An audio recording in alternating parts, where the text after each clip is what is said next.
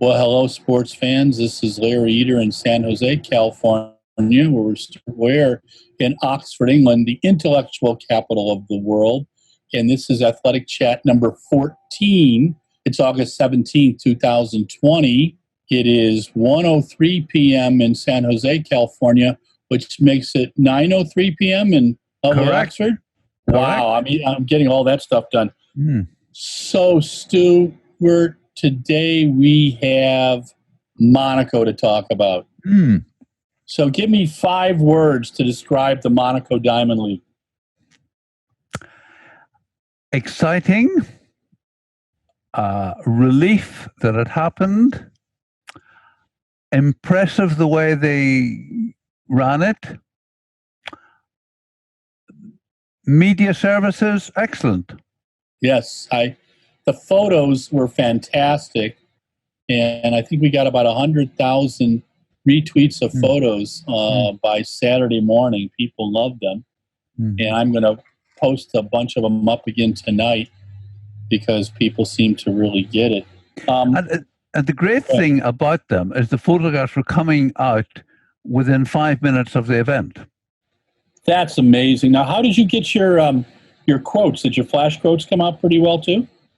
Well, there was the normal Diamond League flash quotes, but as well as that, they were doing a virtual mix zone where athletes came through and you could actually watch them. So I was sitting watching on my television, but with my laptop computer on the mix zone, so that I could listen to any athletes of interest as they came through, and you could submit questions which may or may not have been used. That's very cool. Yeah, and I thought they did well. And then there were about 6, 8, 10 video interviews as well, which were on the web. So I thought they did a fantastic job. And I mean, just to give you one example, I was working a bit with Jess from Athletics Weekly, and she sent me a message saying everything's great, but I could really do with a photograph of a British athlete. So I called Justine, who runs the media operation, and said, look, any chance of a British athlete in the photographs? And she said, which one? And within 5 minutes, Laura Muir was up, and within 10 minutes, Laura Whiteman as well. Oh, lovely. So, well, yeah, those were great photos, too. Yeah, no, they've been doing an amazing job. The ATN Theocra, that photographer, was fantastic. So I'm going to send a note and thank. He had a really nice feel for the photographs, I thought, too. The world record that happened in Monaco, the men's 5,000 meters, Joshua Cheptegei was pretty much on his own by the time he hit the 3,000 meters. Well, you know, breaking a world record any time is good. Yeah. You would normally expect someone to be in the best shape of their life.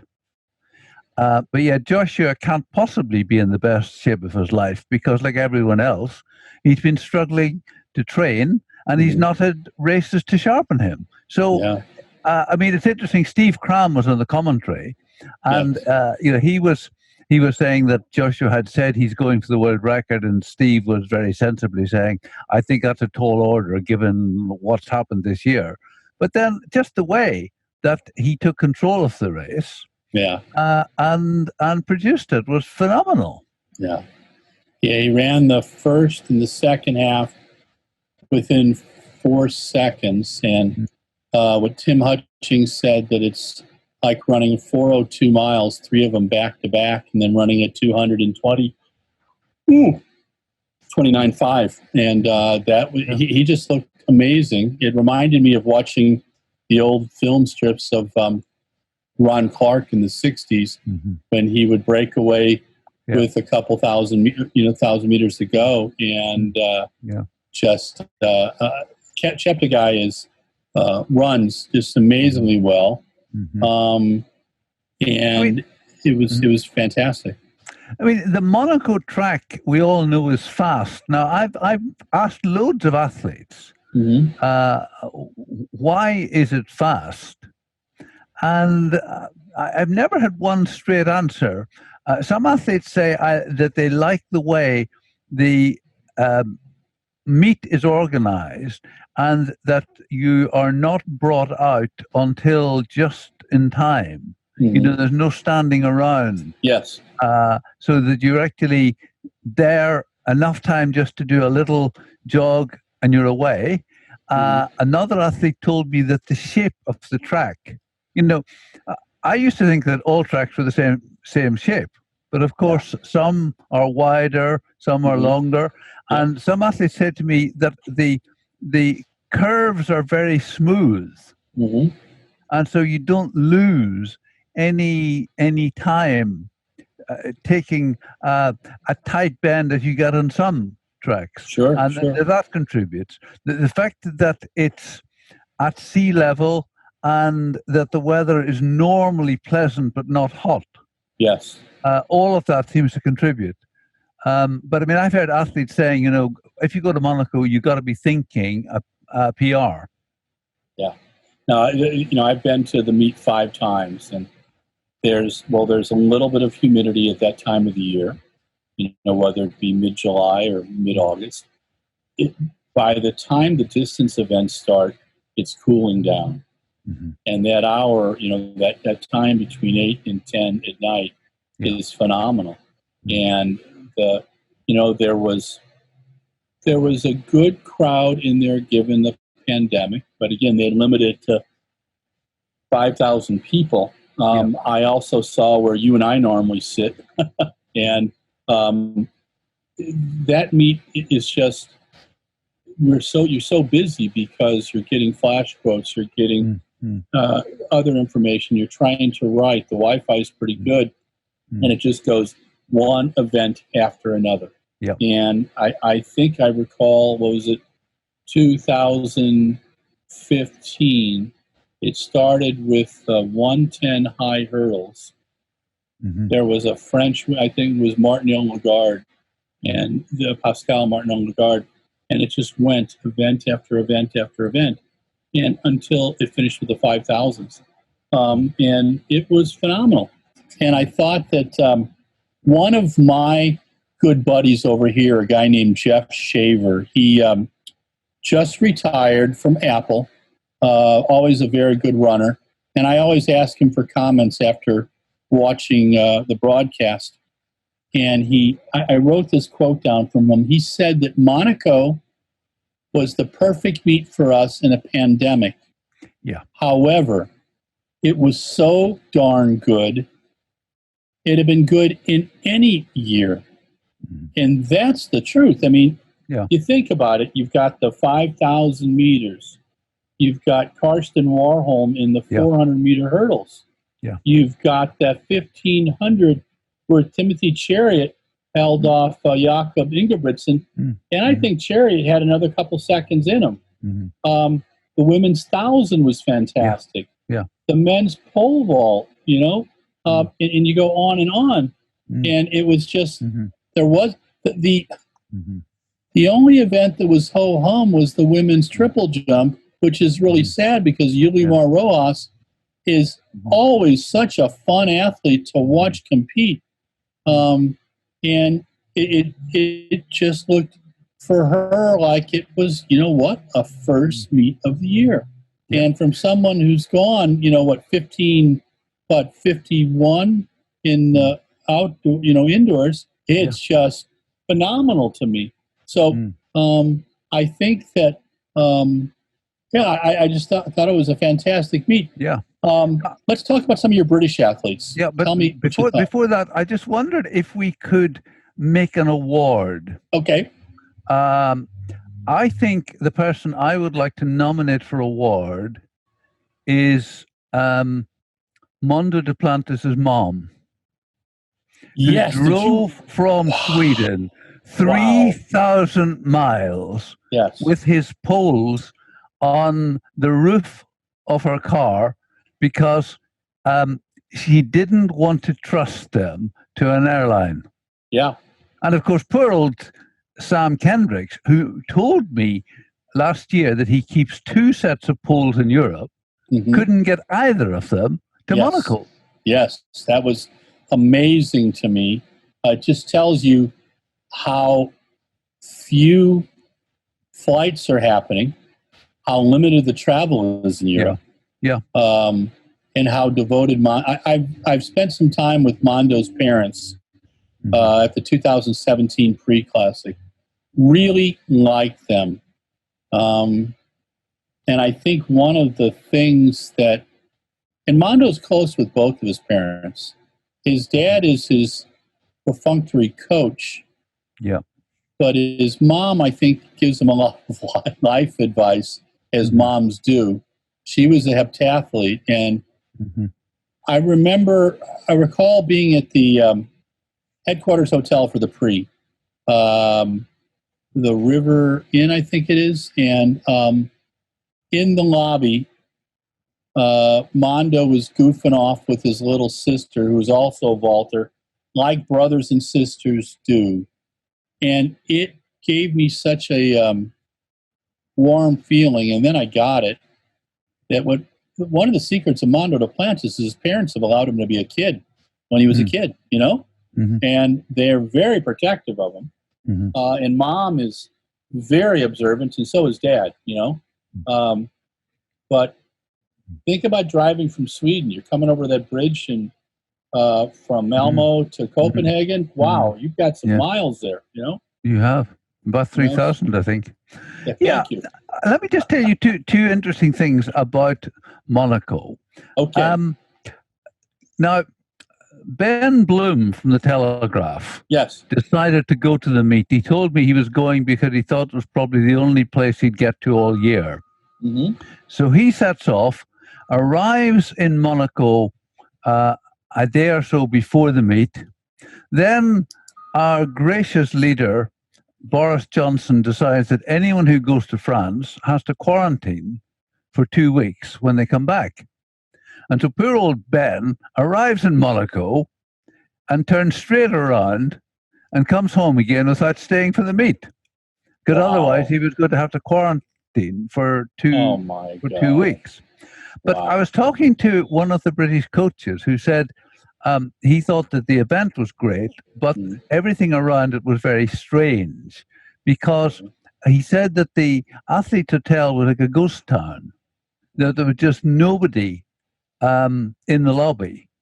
The athletes were very much social distancing in their rooms. There was no. He said he loves going to events and loves talking to other coaches. Nobody around to talk to. Wow. And similarly, at the stadium, it was a very sanitized, and we all totally understand why, but a totally sanitized experience. And that athletes were told, right, now you warm up, now you go onto the track, now you come off the track, and there was journalists were told that you can ask questions at the presser before the event, no one-to-ones, and no contact with athletes in the hotel, no contact with athletes at the stadium. Wow. So it was a totally different experience. And in many ways, I found watching it on television, I was happy with that, because had I gone to Monaco, I would have spent money and I wouldn't have got anything more. Yeah. No, it's true. It's true. Yeah. I mean, but talking about some of the British athletes, there were some stellar performances. I mean, it's a laugh to say this, but Andy Pozzi has lost his unbeaten record, because he had a 100% record, indoor and outdoor, this year. Yeah. But he was beaten by Ortega and had to settle just for a PR. Wow. Then there was the ongoing rivalry, Laura Muir and Gemma. And this time it was in the 1,000 meters. It was Laura Muir who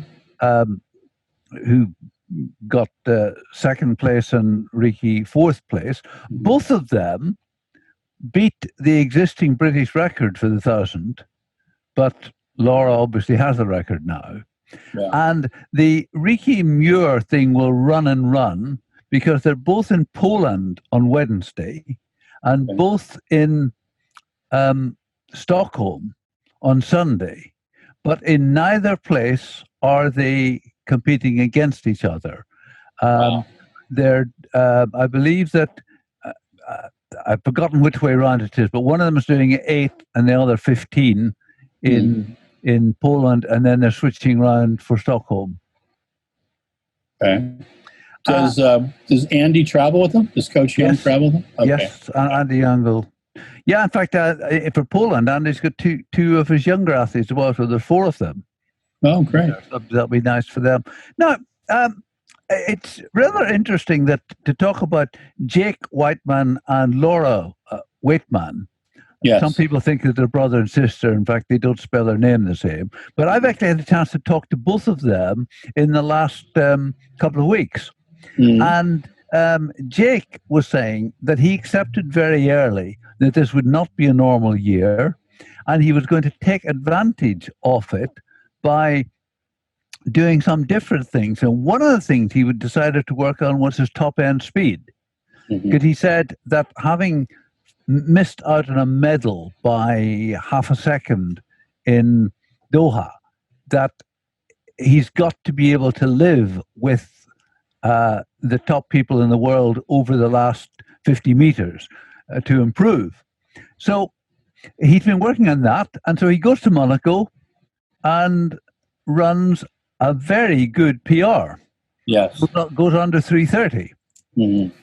And similarly, Laura Waitman, who ran a PR in Monaco last year, in I think it was the 1500, or she did the 1500 and the 3000. I think that was the 3000 in Monaco. She did a PR in the 1500 in Pre last year. But I mean, she said something when we spoke which made me laugh. She said that she had allowed herself to do a 14-mile run for a treat. Well, my goodness me, if I'm having a treat, it won't be a 14-mile run. And I mean, she was very positive, saying, "Look, I'm the fortunate one because all I need to train is a bit of a road to run on. Yeah, so I haven't been encumbered." And so she said, before Monaco, she knew she was in really good shape, and at one stage, she was coming close to beating Paula Ratcliffe's British record for 5,000, but she just fell short of that. And I think she became the 3rd fastest ever running a PR. So, you know, she is somebody who is very much on the up. She once said to me that if there were to be a 3,000 at championships, that would be her preferred event. No, it makes a lot of sense. I thought that the Americans, Donovan Brazier and Bryce Hoppel in the 800 were a lot of fun. It's been a long time since we've seen 2 Americans at 800 meters. You know, I mean, we've had Dwayne Solomon and Nick, our world championship medalist. But I think that it's they both race differently. You know, Brazier's getting some real confidence since Doha. He made a great move with 200 to go. And Bryce Hoppel has that amazing top-end speed when you go 143.15 and 143.25. You can hear the chimes behind me. Sorry about that, Stuart. It's a little wind here, so it's chimes of time. Chimes of time, yes. But no, I thought that there was something for everyone. You know, Noah Lyles. It was great to see Noah compete so well, 1976, but also to the delight of Noah, his younger brother, Josephus, second PB in a row. You know, back in the States, he went 20.34. Now he ran 20.30, and they went 1-2 again. And I think that's pretty neat. And then we're going to see Noah over at the Istvan July Memorial on August 19th. Just before we leave Monaco, I'd just like to comment on Faith Kipyegon. Yes. Now, the 1,000 meters you would think was likely to favor an 800 rather than a 1,500. And when you look at Faith, she was the Olympic champion in 2016, world champion 2017, then had a baby. Yeah. Came back in 2019, won at pre, but got injured immediately after pre, and only ran the Kenyan trials between pre of the World Championship. And, she didn't defend her title, but again, she only ran the fastest time she'd ever run in her life. Yeah. And now, she told me that, as I spoke to her about 3 weeks ago, and she said that what she's finding difficult in Kenya is that she normally trains with a group, but now she's training on her own. Yeah. But yet to come from Kenya to Monaco for that race, first race of the season, no, and not many races at all under her belt in the last 2 to 3 years, and to come out and take on the 800 specialists and leave them far behind. It was a phenomenal performance. And a hats off to Laura Muir, because Laura did that textbook, when you're down, don't lose it. She reminded me a lot of the move Jenny Simpson used on Laura and on Safan Hassan in 2017, where they got a little bit ahead of her and Jenny pulled them back. And I thought Laura pulled Gemma Reiki back. That was a gutty race. And then Chiara Magin, is that how you pronounce the Irish girl's name? McGeehan, I think. McGeehan. Yeah, she had just gone under 2 flat first time from an Irish woman. And then she just ran, that was a gutty race. So what it's telling you is that, I did a little note that I was quite proud of on my personal Twitter on Saturday. I said that the Monaco meet was a great meet in any year. But in this year, it showed us how something so simple and primitive as running, jumping, and throwing can be so spectacular when people are worried about things like breathing. And it's and I thought that I hope that the World Athletics management gets that. I would have loved to have seen Christian Taylor and Pedro Pichardo out there in the men's triple jump. And I would have loved to have seen it throw, but I also understand that because of the pandemic, the folks at Monaco who did a 115% job, you just can't say. We interviewed Global Athletics, the management group for Noah Lyles and for Donovan, set up a presser for us on Wednesday. And it was primarily Americans. And I got about 8 questions with Noah and 6 or 7 with Donovan. Sandra Nell Kerman put it together. It was a Zoom thing. And Noah described the way that he and his group came over, and so did Donovan. And it both sounded like it was really tough to get to Europe from the States. And I think both are going to try to stay over for a while. But I think the management at Turku, at the Pablo Nurmi Games, the management at Monaco, in the Hercules Monaco meeting, just did an amazing job in just an insane time. And I heard a couple little grumblings about the pretend sounds from the crowd. But you know what? Most of the other sports do it. It was nice to see people in the stands. The thing about it is, if there hadn't been the limitations, Monaco would have been filled up. We've never been to a stadium in Monaco or Lausanne that wasn't sold out, because these meets are the highlight of the summer season for those countries. Now, interestingly, with our sports, normally there are two channels offering the game, and you can have it with artificial sound and without. Mm-hmm. Yes. Wow. Well, so let me explain how I watched it. It was 4 times till I finally got to see the whole meet. I actually listened to Hutchings and Cram with no visuals because something wasn't working over here. Mm-hmm. And I have to say that I think that Steve Cram and Tim Hutchings are like the old American comedic group, Laurel and Hardy. Mm-hmm. They throw little things underneath the voiceover, like Steve forgot a stat, and he was asking Hutchings to save him, and Hutchings was in another place, And then my favorite moment, here's another award, the understatement or the not naming Seb Coe when you should name Seb Coe. Steve Cram said, well, Jake Whiteman looks number 2 now, and Hutchings goes, is he ahead of you? And Steve goes, no, he's ahead of the other guy. And I just loved it. And I wish a producer would have just put the camera right on Seb then.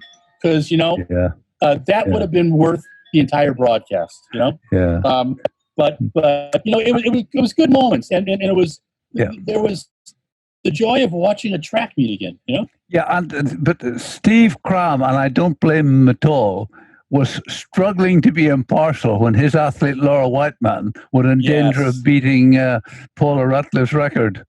Yes. You know what, Steve? I gotta put a hats off to Steve and to Jeff Whiteman because when Jeff's been the stadium announcer, when his son, an athlete, I couldn't do that, man. I'd be losing my mind. Yeah. And Steve Cram also does a great job with Laura, and that's hats off because that's tough. I've often wanted to ask him because Whiteman, of course, is normally the stadium announcer. Yes, when Jake's running, and I just wondered, if sometimes he's tempted to say, and Jake Whiteman's a little bit off the pace. He really needs to speed up if he's going to catch them. Sort of. I.e., saying it not for the benefit of the crowd, but for Jake. Well, I did an interview in October of 18 with Jake, and I'd been spending some time with him, and I really like him. He's very self-deprecating and very relaxed. And I asked him, I said, I coached my brother for a while, and sometimes it would be excruciating. And I said, your dad's coaching you. I said, how does that go? He goes, oh, there's days when it's really tough. But what I found interesting this year was in a story that you did with Jake about a month and a half ago. You said that you quoted Jake as saying his dad wanted him to lay off in the season. Yeah. He wanted to get in some experiences like boom, boom, couple of quick races. Yeah. Because he needed that. Yeah. And that move that he made in the 1500 when he went by Philip Ingebrigtsen, I think it was Philip, with about right under 200 to go, was just classic Jake. And he was driving till the end. That he's picking up that bit where he needs it right now is in the last 75 because he's got it coming off the turn. He has this, he's like, I equate Jake with when Matthew Centrowitz is healthy, Matthew does not make a bad move in the last lap. Jake does not make a bad move. What he needs is just that little bit of extra icing on the top, that last 75. Cram could explain it because I just rewatched them doing the thing with the Wida, But I think that Jake recognizes that, and it's interesting that having run a PR in the 1500, that's the only 1500 he's running this year. And all his other races are going to be 800s. Wow. Good just so that he can get this kind of practice being outrun by people who are natural 800 runners. Yeah. No, it's just, it's if you want to see the perfect 1500 finish, pull up the 1972 Olympic 1500 and watch Pekka Vasala, Kip Keino, when they ran a 146 for the last 800 meters.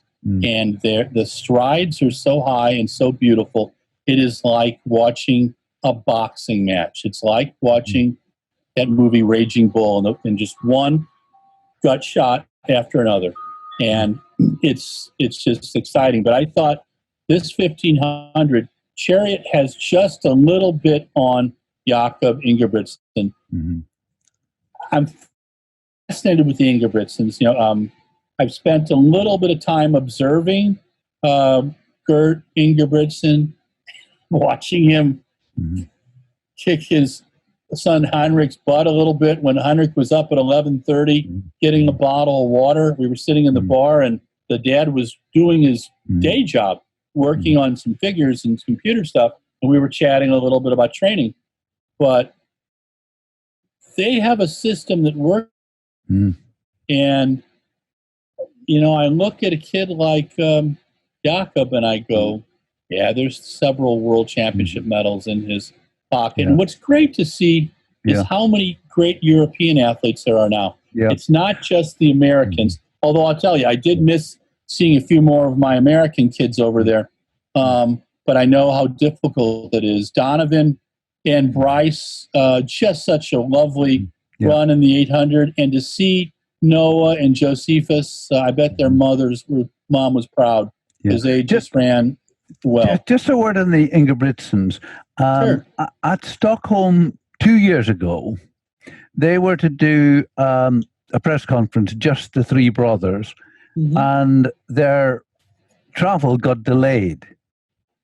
And so it was put off until 9 o'clock in the evening. And I went to it. I expected, we got about 10 minutes from them. But the three brothers came in and they did one-to-ones with anybody who wanted it. Wow. And I just thought that was phenomenal commitment. And actually an understanding of their sport and its need for publicity. That rather than saying, sorry, it's been a long day, we're cancelling the presser, or it's been a long day, we can only give you 10 minutes. They were there and they were doing as many one-to-ones as anyone wanted. And I just thought that is incredible commitment. That in Stockholm, we're going back a few years, 2011. It was a lovely evening, very cool by any standards. Hussein had run 100 meters. It was okay. It wasn't anything fantastic. But he gets out into the mix zone, and I finished with him and a few of the other reporters, and there must be 60 kids there. And he signed autographs and took selfies with these kids. And I counted the time. It was 90 minutes. I've never seen him do that. I mean, I've seen him talk to people before, but it's one of those things when you ask what makes certain athletes resonate. The Ingebrigtsens are rock stars. Mondo Duplantis, rock star. Sam Kendricks, I still think that the greatest monologue I've ever seen in track and field was Sam Kendricks, the 12 and a half minutes in the Doha medal ceremony, post-medal ceremony, when Mondo and Piotr were doing their drug testing. And I asked him a question, what makes the pole vault so amazing? And he didn't talk about just the pole vault, talked about the sport, talked about why sponsors should be involved. I play it every once in a while just to remind people, this is, we've got special athletes, I mean, it's just like, your Shaquilla Saunders, oh my God, that little video cracks me up. It just, we've got it up on the site and people loved it. And, what charming. And then I just, 2 weeks ago, I got some time with Tiana Bartoletto, who I believe You know, if I put the most articulate athletes up there, I mean, really ability to communicate. Christian Taylor is definitely one of them. Yes. Tiana Bartoletto is not only a fantastic, not tremendously so articulate in an interview, her writing, oh my gosh, it's just phenomenal. And I've told this before, but I always like to tell it with Tiana. I was due to have an interview with her in Stockholm about 4 or 5 years ago, and we missed each other. And the following day, she came looking for me and said, I was due to do an interview with you. Not many athletes would do that. Yeah. No, that's just class. It was not, someone we forgot to talk about. And Andy Pazzi. I like Andy. I got to meet him. I think I met him in 2011, 2012 at a British function when I phoned over. But Orlando Ortega is a nice young man, and boy, he's fit right now. It's just great to see so many European hurdlers looking good. And Belosian, I hadn't seen him in a few years, so it's just good to see some of the young people healthy. But so I watched them. I listened to Steve and to Tim Hutchings. Then I watched the entire meet in Russian. Then I found the meet in Polish. Then I finally found the U.S. broadcast. I had to get it in little sections, and then the full thing. It's interesting the way producers influence what we're going to see of the sport. Some are really good, and some are a challenge. But we're going to have to leave it at that today, Stuart. We've minutes and 20 seconds. And it is so great seeing you again. Stay healthy. Stay safe. It's August 17th. This is Athletics Chat 14. This is, we have Stuart Weir in Oxford, England. Again, the intellectual capital of the world. And this is Larry Eder in San Jose, California, the software capital of the world. And also one of the place where Falafel Drive-In is located too. But I am signing off for today. Stuart, we'll chat next week. Indeed. And thank you again. Bye now. Thank you. Bye. Hey, sports fans. It's Larry Eder. This is the epilogue of Athletics Chat 14. It's August 17th, 2020. This is Larry Eder again, San Jose, California, Silicon Valley. I am staying safe and isolated. I had to do a quarantine for a week until I got my COVID test back, which is negative, but still being careful. Eat well, hydrate, get your walks in, wear a mask anywhere inside, wear a mask when you can't be more than 6 feet apart outside. Yes, there's freedom of speech. Yes, you have the freedom to be stupid. The issue is that if you wear a mask, the chances of you getting COVID are down by almost 60%. Chance of giving is down by about 70%. So please think about your country, think about your fellow country people, be patriotic, wear a damn mask, okay? It's just not a big deal. Anyhow, that's my bully pulpit for the moment. It's not a political thing. You know what? So just please stay safe wherever you're at in the world, okay? This is real. This isn't a Stephen King novel, okay?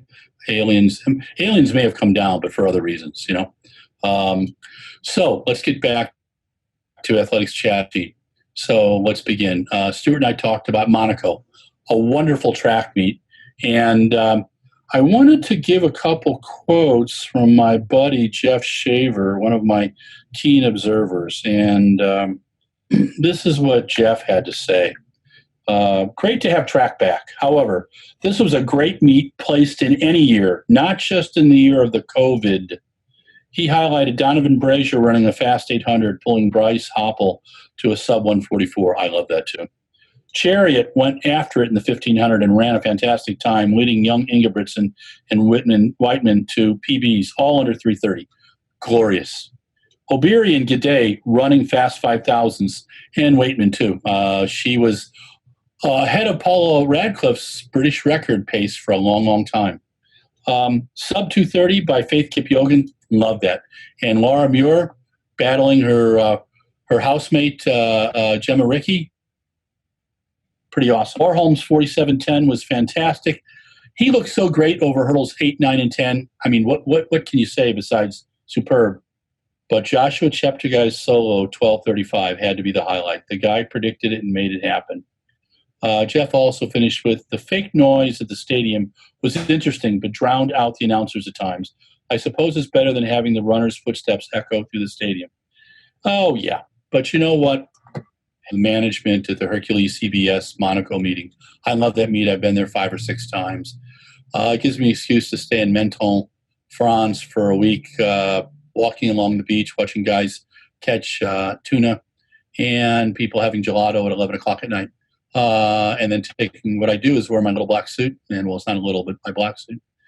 And for €2, take a bus into Monaco, and then take the one back at 3 in the morning with all the Shriners and college students and assorted denizens of the night on the bus for that 30-minute drive. But the Monaco meet is well worth it. Always a great meeting. The Stade Louis II Stadium is great. It's great to see Prince Albert checking out track and field. Got to see him in a casino too. One of the years I was there as well. But what we were told was that the athletes was a little different this time. No one was socializing. Everybody was staying socially distant, even the agents and the coaches, which is really sad because it's a place that I love to meet people, like to sit in the lobby and, get everybody from Bernard Lagat to Mo to Pascal Martineau-Lagarde to, Sam Kendricks and just chat and, get a little bit of track gossip going. But that's what we do with Athletics Chat is Stuart and I try to solve the world's problems athletically. We can't do the other stuff. We leave that up to the Democratic convention this week and the Republican convention next week in Estados Unidos. But the meet was fantastic. It had been great in any year, as Jeff so eloquently put it.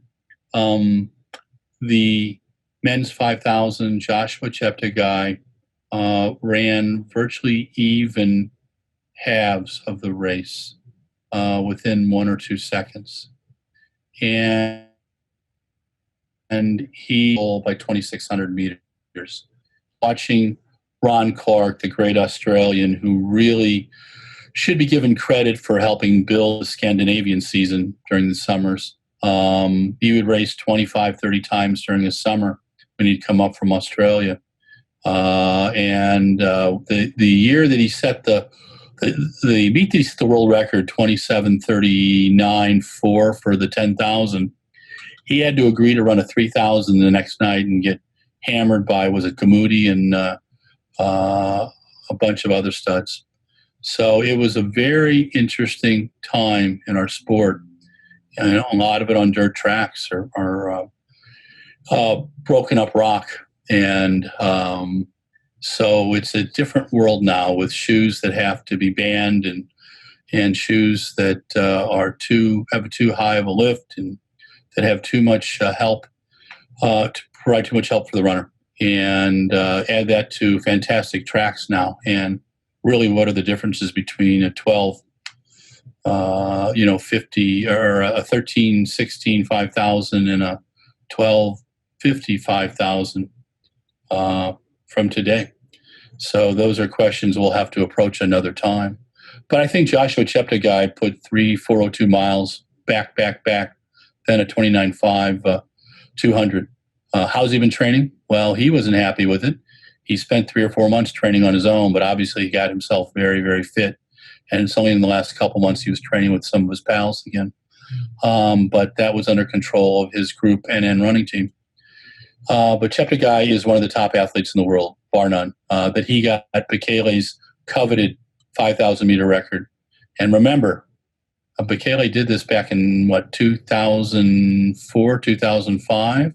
Just remember what he did in 2003 in Paris, where he ran that last 1,600 meters in the 10, hit right around 4:01 in the last 800 and 1:55 to finally break Haile Gebrselassie. It was brutal. There was blood in his eyes. He was an athlete like few others. And Joshua Cheptegei broke his record by 2 seconds. Pretty dang impressive. Great 1500. Timothy Chariot is very fit, always looks within himself, but he came very close to being beaten by Jakob Ingebrigtsen. Ingebrigtsen's got medals in his future on the global color level, and so does our friend, Mr. Chariot. He's a brilliant runner. What a great finish. Looks like Herb Elliott when he finishes. A lot of fun to see. And Jake Whiteman, boy, Jake, I tell you, if you're eating a lot of those mushy peas and, fish and chips on Friday nights, I'll tell you it's doing something for you, because that going from 200 down to about 75 meters, you were flying. You looked fantastic. You just don't do stupid moves in the last lap, and it's really nice to see, because I've seen too many people do just kind of dumb moves. So good job. And congratulations for being number 2 on the British all-time list. I'm wondering who you just got ahead of, because, Steve Cram and Hutchings on the broadcast just said, you know who. Could you know who be Lard Coe? We'll have to think about that. Anyway, 1,000 meters. Fantastic. Faith Kipchogen. She won the gold medal in 2:16. She won the gold medal in 2:17. Had a baby boy. Comes back in 2:19, gets the silver medal. Looked fantastic. And this year she's been kind of frustrated. Not a lot of racing. I don't think she's had any racing. But this is a tough one, 2:29. That's a fast 1,000 meters. And Laura Muir getting those legs going, looking good. Caught Gemma, who's got a little more legs. But what a extremely exciting race. And Sierra Magian from Ireland. Sierra, I'm so sorry for destroying your name, but I destroy names in, my home country too. So that's just an aside. But congratulations on your national record. The women's 5,000 was a brilliant race. Sifan Hassan just didn't look good with about, 4,200 meters dropped out. Laura Whiteman running a great race. Lisbeth Gidey and Helen O'Beary. Beautiful event, beautiful race. Helen O'Beary looked fantastic. Nice to see her run a 14:22. Nice to see Laura Whiteman almost get Paula Radcliffe's record, a British record. But her 14:35 is, I think, number 3 on the British all-time performers list. Americans, Donovan Brazier, 1:43.15. Made that patented move with the 200 to go. Boom. His back straightens out. He just takes off. Bryce Hoppel, very, very fit. 1:43.25. What does that tell you? I think I can safely predict we can get 2 medals in the 800 meters for men in the next World Championship, next Olympics. Thing is, I don't know what's going to be first, an Olympics or World Champs. I doubt if we're going to see a Tokyo Olympics. As much as I'd love to be in Tokyo, I just don't think it's safe or probable. And I trust it to the IOC, hopefully, to put our health and our well-being and the well-being of the planet on top of it. Because if you take 200,000 to 300,000 people, put them in the Petri dish that is the Olympics, and then send them home, you will have a pandemic on your hands. Something that'll make this look immaterial. It's not going to go away. This stuff doesn't. Mother Nature is telling us, you know what? I'm tough. And just because you got a D in science and are mocking it is not my problem. Okay. Another side. All right, let's go back to this part. The 200 meters. Noah Lyles, very, very talented. Give him 3 more races, he could run 19.5. At 1976 was pretty impressive. Start was good. Wasn't great, but it was good. He kept himself in contention coming off the turn. Boom, that party was over. Josephus Lyles, his little brother, I have a newfound respect for him. He's been working his butt off. Congratulations, Coach Brauman, for having won 2 in that 200 meters. This is his second PB in the 200, 20.34, 20.30. I predicted 20.15 in the next few weeks. Josephus has it. Lyle, Noah Lyle is going to István Gyulai Memorial right outside of Budapest. Howie to Martin July, a very caring person who loves the sport, good Hungarian, my nationality. And I would go to your meet one of these days, but I just can't get there. I tried. I was actually trying to go through Iceland. Yeah, I was going to hang out with some puffins for a week and then go to a couple interesting museums, which I will discuss offline because I don't want to get in trouble. Anyhow, yeah, I'm going crazy. I really need to be at a couple live track meets, but I can't figure out how to get to Europe. And if anybody has any suggestions that are legal, I'd appreciate it. But right now, I mean, I just got tested for COVID. It's negative. I do not want to get sick. So I guess I'm going to be watching stuff like I did this week on Russian TV, listening to the radio, watching American TV, watching Polish TV, and then getting a couple bits from Moroccan TV too, which is kind of fun. Anyway, it was a fantastic meet. Monaco was awesome meet, and what Monaco helped us get was the following. We're in a pandemic. It's a shitty time. We're living like we're in a plague. Some people believe it, some people don't. But what's exciting is how the world could be brought together by a simple act of 5,000 people watching other people run, jump, and throw in a stadium in southern France, actually in the Principality of Monaco. The Stade Louis II, which is a fantastic stadium. It's a fast track. The turns are really gentle on you. And the field is fantastic. My guess is they play football there other times of the year. But I've never been in the stadium when it was completely full. Watching it this weekend with 5,000 people, I had to remind myself this is because of the pandemic, because they fill that place up in about 15 minutes. That's one of my favorite things to do in Monaco is I take the bus over to the stadium, grab the media bus, and when we get into the stadium, it's just when people start to bring their tickets to the counter and they fill that place up. There in Lausanne, fill up 15, 20 minutes. It was sad to see Sam Kendricks not be able to compete in the pole vault. Again, Stewart gave a medal to Mondo Duplantis' mom. I believe it's Nedra Hägglund Duplantis, who drove 3,000 miles from Sweden all the way down to lovely Monaco with her son's poles on the top of the car because Mondo did not trust them, rightly so. Sam Kendricks has 2 sets of poles in Europe, and he couldn't get either one there in 5 days. But it also tells you, 1, the dearth of flights in Europe, 2, how the pandemic has affected all over, and 3, just how much of a pain in the ass it is to be able to have to take poles around. So, Sam, I hope to see you compete. Oh, he competed the next day and went 581. But Mondo went 6 years without any real competition. Just think if Sam had been there, what could they have done? So we want to see both those guys competing on the same meet, same bat station, same bat channel. Hopefully that comes up soon.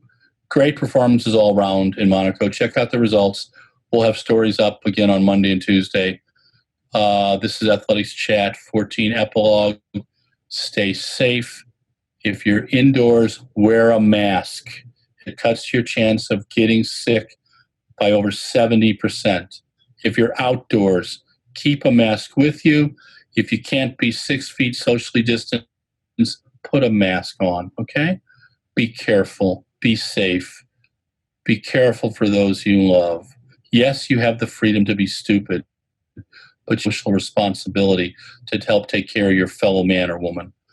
A mask, washing your hands 20 seconds is really important. Simple things to do.